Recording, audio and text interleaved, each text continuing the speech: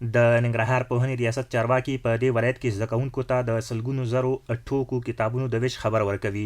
د دغه ولایت پوهنې ریاست ویاند وایي پوهنې وزارت ننګرهار ته 3.4 میلیونه کتابونه سهم ورکړی و چې په لومړي پړاو کې ورته 2.9 میلیونه ټوکه کتابونه سپارل شوي وو او د 1402 ښوونیز کال له پیل سره پر زده کوونکو وویشل شول.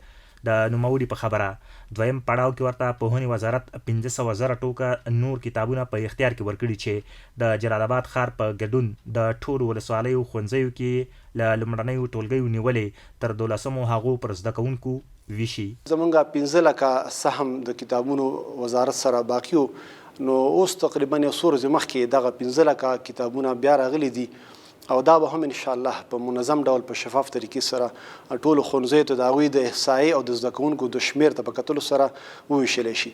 دا چې دغه کتابونه د لومړي ټولګي څخه تر 12م ټولګي ټول مضامین پکې دي. په موجوده وختونو کې موږ ګورو چې دغه کتابونه زموږ د زده کوونکو دپاره بسنه نه کوي. اوس هم کمبود شته دی خو لله الحمد چې الحمدلله مخکې چې کومه تشه وه یو څه حد پورې هغه ډکه شوې ده. هغه زیاتوي تیرو کلونو کې د ننګرهار ښوونځیو کې د کتابونو کمښت جدي ستونزه وه خو د اسلامي امارت راتګ سره دغه ستونزه تر ډیره بریده حل شوې. زده کوونکي وایي د کتابونو د کمښت له امله یې تیر کې تدریسي بهیر له کړاو ډک و خو د کتابونو ترلاسه کولو سره به یې د زده کړې بهیر وغوړېږي. موږ مخکې ډېر مشکلات درلود، یعنې د کتابونو د کمښت سره ډېر زیات موږ مشکلات درلود، کتابونه به کم ول او د استادانو کمښت هم ول.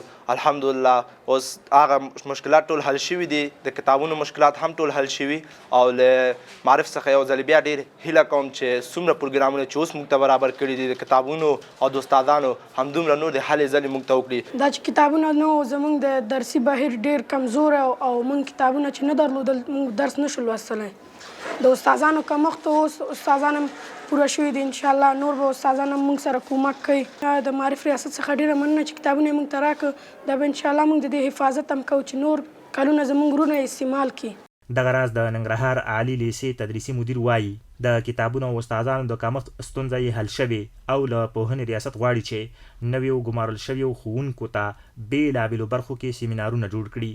معرف ریاست څخه زمونږ د استادانو دپاره چې جدید تقرر ډېر لرو نو د دې دپاره د سیمینارونو د دایرول دي چې تر هغې دغه استادان په میتودیک ډول وروزل شي او هغه مشکل چې په تدریسي بهیر کې استادان د نصاب سره او یا د شاګردانو سره لري ځکه نوي دي نو دا باید وکړي چې پوره شي انشاءالله دا مشکل به هم حل وي. که څه هم د هیواد په کچه ښوونځیو کې د کتابونو د کمښت ستونزه له پخوا موجوده وه خو د پوهنې وزارت مسؤلین وایي هر ولایت ته یې سهم ورکړی او د کتابونو کمښت ستونزه ورسره تر ډیره بریده حل شوې او هڅه یې دا ده چې د ټول هیواد ښوونځیو کې د تدریسي کتابونو د کمښت ستونزه په بشپړه توګه حل شي.